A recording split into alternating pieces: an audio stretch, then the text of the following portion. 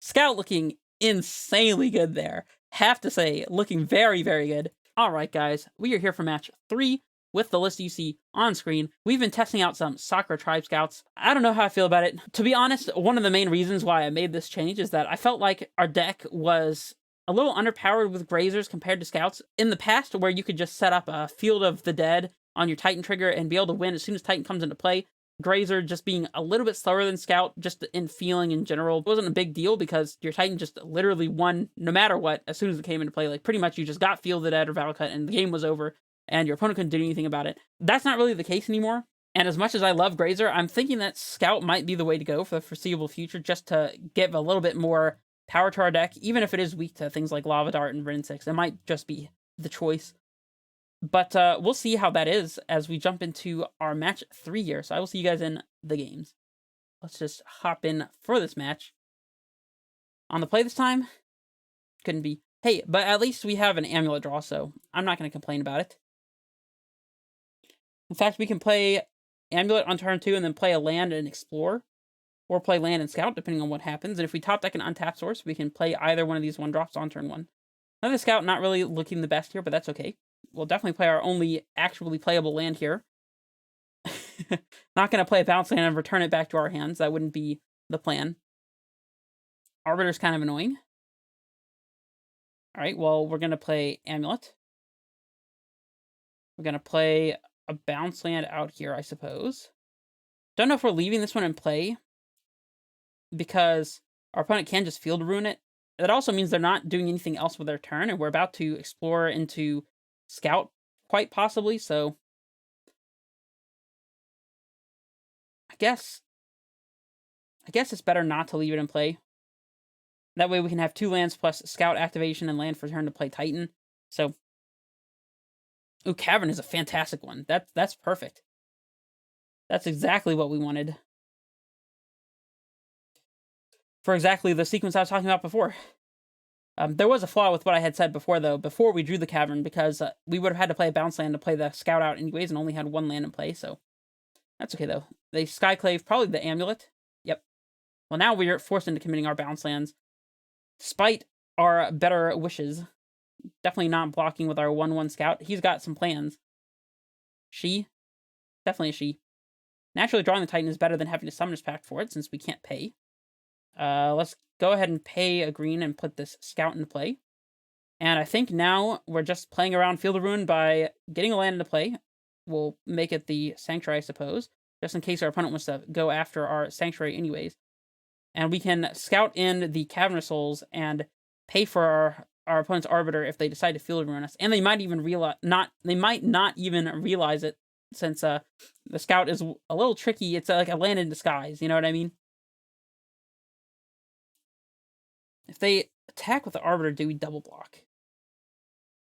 I don't want to play into a Path to Exile or Dismember. Nah, I think getting lands into play is just going to be way better, so don't need to worry about paying 2 when you just have all the mana in the world, right?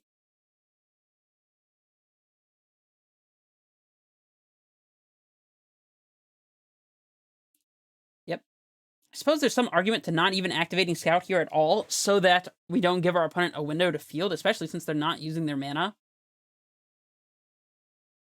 Because if we activate now, they can, in response, Field Ruin this, and they know that we can't pay, so I guess we're just supposed to untap, as awkward as that is.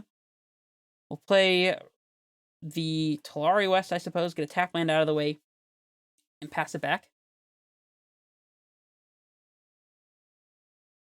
Just gotta play around our opponent's shenanigans.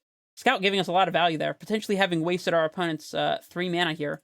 I wouldn't be surprised to see them crack Silent Clearing to draw. Or maybe they fire off the Field of Ruin anyways. I don't know. We'll let them figure that out. Their job, not ours.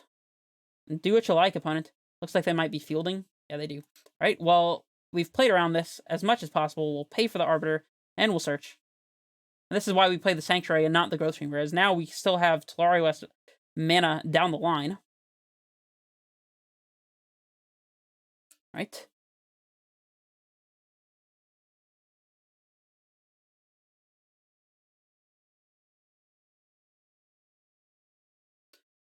We could double block the Arbiter here.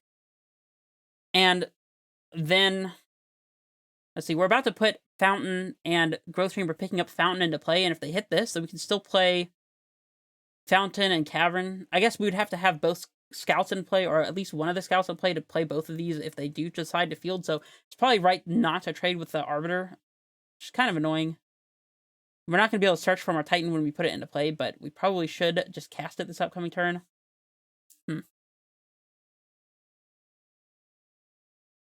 We could also put in Radiant and Cavern and not give them the window to field, although we'd have to top deck an untapped source to play Titan. It's kind of strange. Nah, I guess we don't block. Feels awful, but I don't think that we block. Just take all the damage, you know. Trying to make our way to Primeval Titan if we can. Let's activate. Put in the Radiant. Get some life value. That is true. We are gaining the life that we just took back with the Radiant Fountain play that we're making right now, so. And I do think it's correct to expose the Growth Chamber here. I mean, we gotta play it at some point. There's no amulets coming, I hate to tell you. But they're not coming. They are gonna go ahead and field immediately. Let's pay for our opponent's Arbiter once again. Let this go. And now we have Titan this upcoming turn. Our opponent is holding up Path to Exile quite diligently. Oh, they can't search for their own Field Ruin either, thanks to their Arbiter. That's actually amazing. That's actually amazing. Alright. So do we slam the Titan into play and expose it to Skyclave Apparition? Or do we wait yet another turn? I mean, we're definitely playing the Radiant Fountain out here, so there's no reason to wait on that. We could actually pay for the Arbiter, pack for a Dryad, and then scout in a land, and if they respond by doing something to Dryad, we can scout in a land again. That's so cheeky. I love it so much. I'm doing it.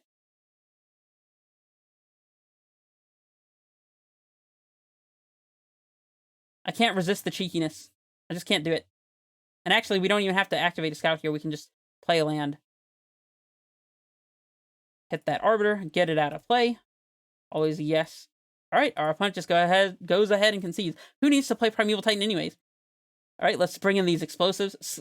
By the way, Scout looking insanely good there. Have to say, looking very, very good. Alright, we want the forces in case our opponent has Stoneforge targets. And it also already hits Vial, so that's pretty good on its own. Might hit something crazy like Aethersworn Canonist. I like Tracker in this matchup. Not all three, but just enough to do the trick. As there's sometimes like what we just did where you don't have the ability to commit a Titan or you just don't want to. And Tracker is a better threat in those situations. I like Explore, but not too much, so I'll trim some of those. Pact is obviously awful, although I think we want a third one. Bog, not great. Colony Garden is fine. Ghost Quarter doesn't do a whole lot. Azus is fine. I feel like we don't need Grazer when we have scouts in this matchup. I'll trim the Explorers entirely. Maybe we just don't need this much interaction for Vials and stuff. I'll keep one force, but not two of them. Every bone in my body is reeling from the last match I played against a Tax's opponent, where we sided out Pact, and I only had 2 left, and I could have searched for a Dryad and won on the spot, though I didn't know it. And instead, I packed it for a Titan, thinking our Talari West could grab a 3rd Summoners Pact, and it wasn't there. But I think it's probably right to side out 2 packs anyways. We'll evaluate that if we run into some sticky situations this time. And I'm going to trim 1 Azusa. It's probably wrong to trim Azusa in this matchup, to be honest. It might be better to only have 1 Tracker, but I mean, this is a very interactive hand, and we have very close to Titan mana as well, so I am going to keep it. The Force is kind of not doing anything here, but maybe Force pitching Summoner's Pact if they play a turn 1 Vial would be defensible here. Titan is a great one. I apologize for some of the background noise, by the way. We're currently dog sitting. Geez, why can't I talk? We are currently dog sitting a bit, so it's going to be some background noise that's unavoidable. They do have Stoneforge, so maybe this force will be more relevant than we think. Let's see what they get. Batterskull probably, just to get a clock. I would love if they got a sword, because, yeah, swords are really weak to Force of Vigor, but Like, you just pay to put it into play, you pay to equip it, and then the sword just ceases to exist. Have to admit, that doesn't seem very favorable for our opponent. We'll play out the T-West here. We'll just let our opponent do their thing. Don't need a draw step stop here. Draw step stop. Aether Vial, okay. Well, now we have 2 things to hit with our Force. So Force is looking much, much, much more powerful here. Arbiter is definitely getting dismembered. In fact, I'm going to just dismember it at their incept now, because likelihood is that we wouldn't have a second dismember. Some lists are even playing as few as only 2 dismembers. We're playing 3. But this makes our opponent more inclined to put a sword into play and go for the equip, since they would think that we don't have interaction for it. So I guess we keep the bounce land in hand in case we find an amulet. So I think we commit the vestige here. And I'm just going to be willing to take an extra 2 points of damage to hold up this dismember at instant speed. Don't want to hit their Stoneforge right now. Might need to hit something more important, in all honesty. The Vial is fine. I'm definitely pitching one of these summoners back to this Force. Although, we need to be cognizant of the fact that these are both of our only Talari West targets as far as setting up Titan or Dryad goes. So, they're just holding up all their mana? Okay, do we throw the dismember? I still feel like we don't. I mean, I feel like we're at the point where we have to... Oh, we don't have to expose our bounce land now. Yeah, I'll play out a Valakut. It's a good thing we play 2. Otherwise, this would be risky, since they could just hit our Valakut and stop us from ever getting Dryad triggers. But again, still not going to do anything here. No reason to pact. Our opponent's likely to put something into play with Stoneforge, and then maybe we can force on their turn. There's the sword. That's fine.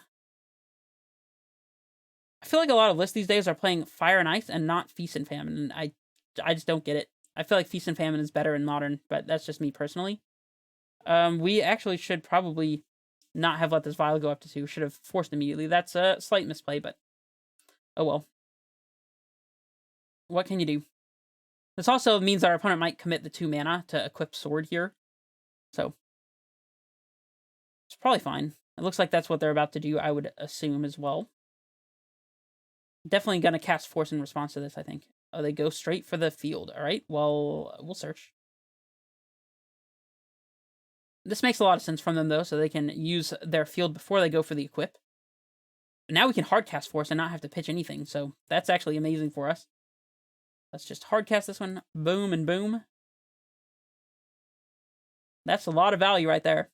And now we just, we don't actually have Titan this upcoming turn unless we draw a untapped green source. Or like a Vesuva, maybe. It might be safe to cast a Summoner's Pact now, though. That might be hasty, though, because we can just play land... Never mind. Easy peasy, we're casting Titan. Always had it. Never did not. Titan into play. Here we go. Do we dismember the Stoneforge? Because we can. Oh, our opponent concedes and tricks me into revealing my hand. Alright, well, that was a pretty straightforward match against the Mono-White Taxes opponent. Like I've said before, I think this match is pretty close.